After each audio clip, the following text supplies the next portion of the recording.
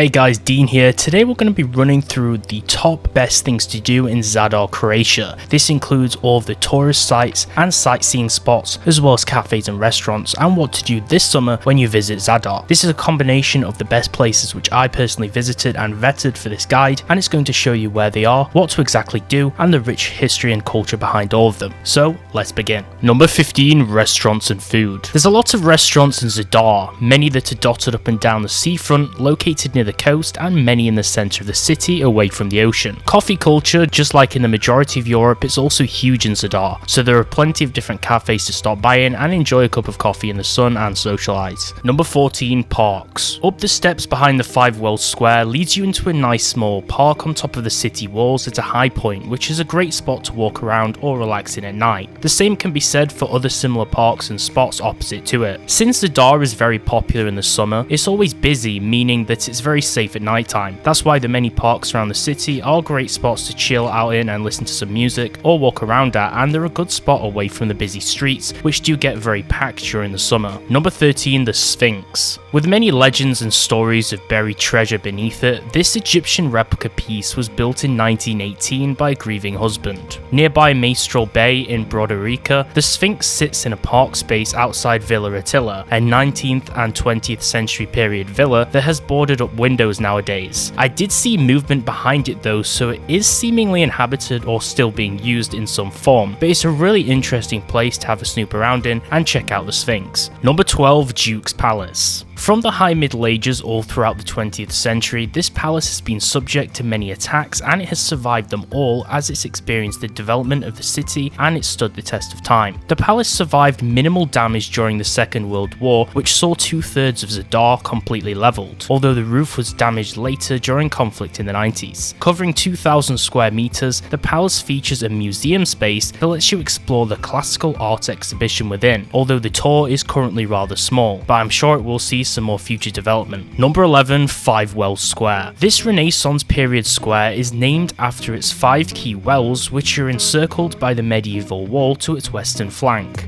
Built in 1574 at the time of the Turkish Ottoman Empire's siege of the city, a cistern for drinking water and 5 accompanying wells were constructed over the covered up moat. This area has rich history and it's a nice place for some great photos, so if you want to take some snaps of the area around, you should definitely do it here because it's basically near the main square of the centre and there's parks which are close by. Number 10, beaches. One thing about Zadar that I have nothing but good things to say about is its beaches. Not only does it have beautiful water of amazing colour, the beaches are in abundance here, some with small pebbles or rocks and also sandy beaches too. Depending on your preference, offering great spots to sunbathe or swim and paddle in. I would recommend Kolovere Beach near the Old Town. This is the longest and the oldest beach in the city, and it's nearby many great tourist spots and it's usually bustling with people. Like I said, depending on what type of beach you like, there's so many different options, and if you're willing to walk up the large promenade, which is extremely far,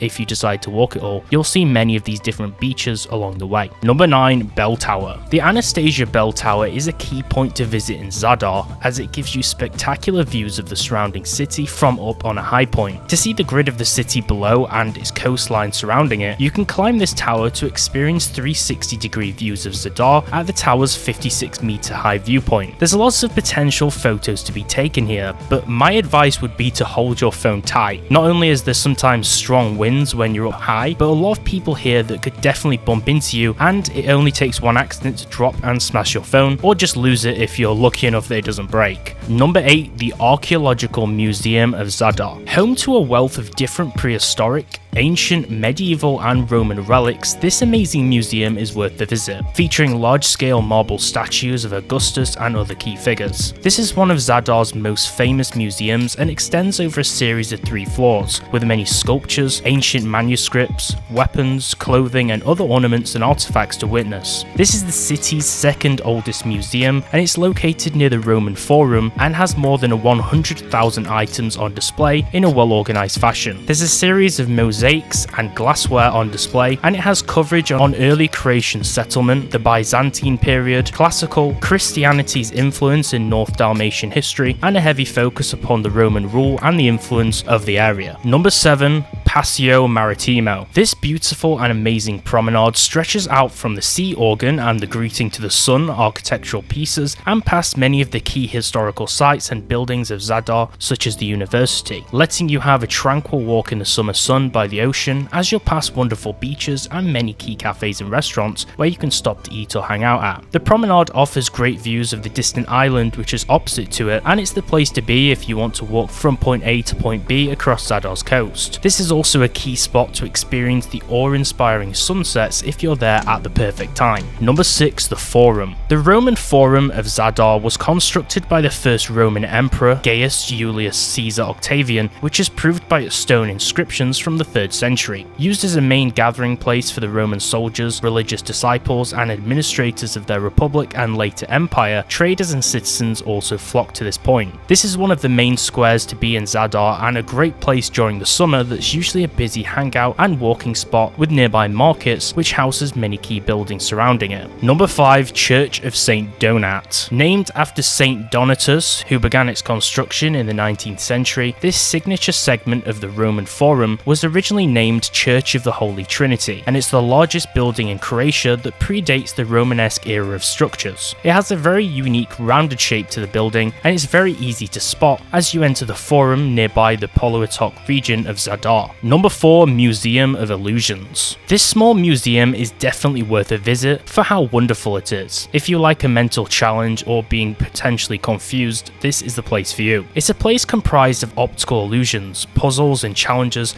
and all things weird and wonderful. It's a great social spot to visit with a friend or partner and a great new experience. There's slanted rooms where you'll defy gravity, tricks in mathematical games and puzzles, confusing mirror rooms, a turning bridge room that makes you feel like you are twisting and turning, and so much more that will just blow your mind here. Number 3. Zadar Cathedral. This Romanesque building is a Roman Catholic church structure that's also referred to as the Cathedral of St. Anastasia, and it was constructed during the 12th and the 13th centuries upon a more dated site back from the 9th and 11th centuries. Blessed by the Pope, this building looks very beautiful from its exterior, a white stone building which matches the same theme as the other structures in Zadar. Number 2. Zadar Land City Gates. There are multiple city gates in Zadar which are part of the city walls. With 4 main gates remaining, these gates link up entrances and exits to the town and to the sea. The main land gate was built by the Venetians. The sea gate that's nearby the ferry and the market was built in 1573 as a celebration for the Christian fleet's victory over the Turks at Lepanto. The Neo-Renaissance bridge gate is located to the north, and the old Arsenal smaller gate connects the Three Wells Square to the harbour. Number 1. The Sea Organ and the Greeting to the Sun. The sea organ is an experimental musical instrument and architectural piece which plays its music based upon the way of the surrounding sea waves and functions via a series of tubes embedded beneath the marble steps on its promenade. Designed by Nicola Basic as part of the effort to reconstruct the new city's coast, it creates a harmonious set of sounds as the waves interact with it, and it's really spectacular to sit and experience it. The spot where these two pieces are is possibly the most crowded and populated place in Zadar where all of the tourists lay. The Greetings to the Sun monument is also spectacular, consisting of 300 multi-lead glass plates at its base. It's a circle 22 meters in diameter that utilizes photovoltaic solar modules beneath it. The lighting elements in the panel turn on at night, creating a show of lights. The array is a symbol to nature and communication with night, which perfectly fits in with the accompanying sea organ that showcases sound. This spot is one of the best, if perhaps the best, spot to witness the beautiful sunsets of Zadar, which perfectly match the whole interactability of the two architectural pieces. Make sure to like this video and subscribe if you enjoyed it and found value in this content for more travel videos on the channel, and if you have any specific questions about Zadar Croatia, then drop those below in the comments and I'll try and answer them as soon as possible. You can also check out my previous travel videos on Vienna, Salzburg and Innsbruck in Austria for some travel guides on that country. Also, for more travel photos and updates, follow me over on Instagram at The Blue Crusader. Thanks for watching.